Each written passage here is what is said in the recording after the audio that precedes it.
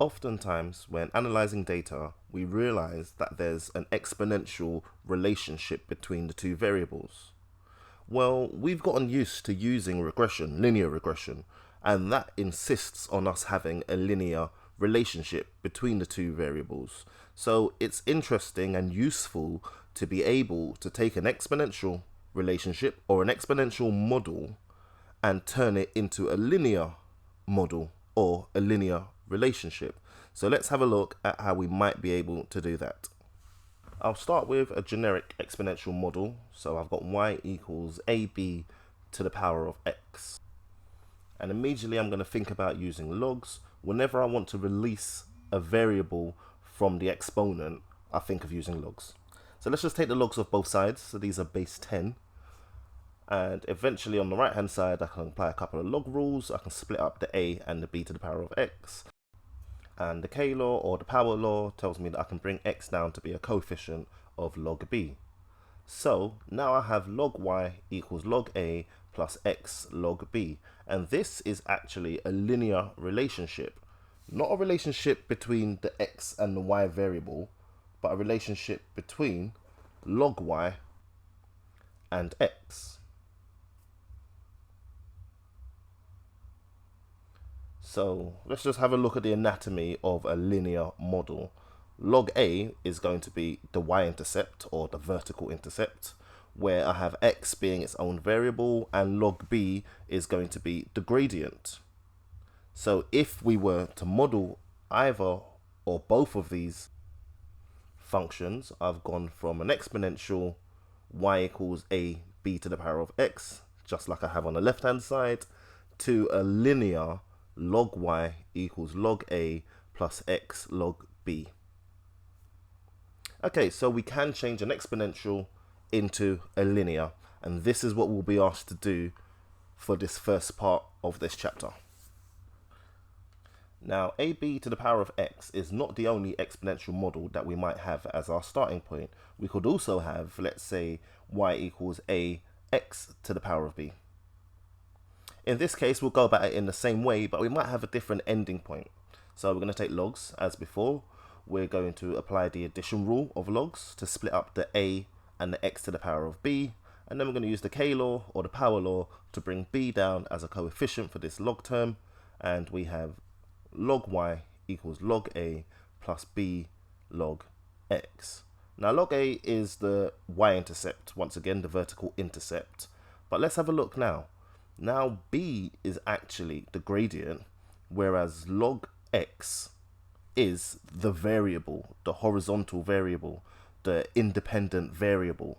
So that now becomes log x rather than x by itself. So just be careful about this. I don't want you to just rush through the transformation from the exponential to the linear. Is x the linear variable, or is log x the linear variable? So just be really careful to check and differentiate between which of these two cases you're actually working with. Well, in this first example, we have some data on a colony of bacteria and the growth rate of that colony. And Micah has looked at the data and thinks that since there's a constant of negative 0.2215 for the regression line, that means the colony was shrinking when the temperature was 0. Well, I can see what Mike has done. Mike has gone and looked at the linear regression line and assumed that since y equals a negative value when x equals 0, that would be true. But let's just look into this a little bit further. Firstly, we know that some of these variables have been substituted. So let's just substitute them back to what they were originally.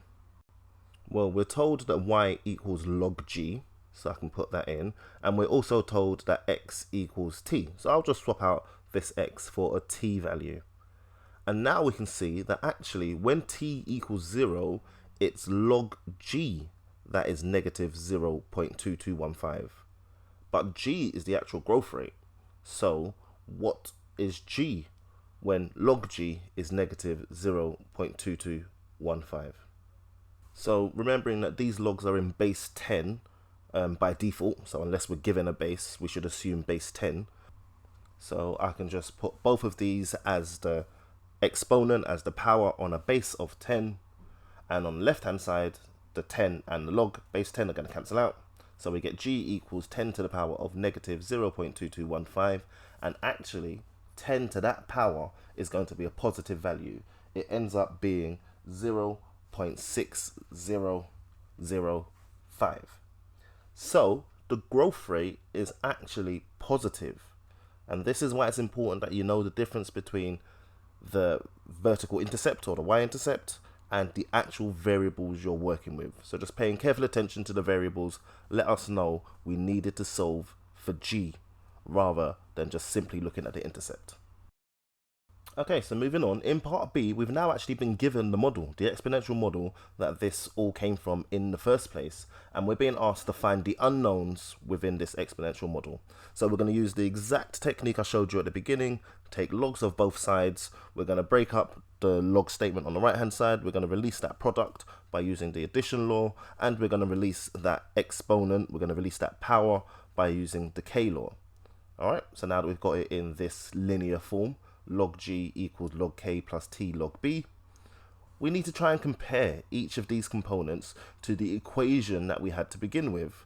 So I've got my dependent variable on the left hand side, I've got my intercept or my constant, and I've got my gradient, and I've got my independent variable. Alright, let's just match those up. Well, log g is going to equal y, log k is going to equal negative 0.2215. You might recognize that we've done this already. We get that t equals x. We were told that in the question to begin with. So we're left with log b equals 0.0792.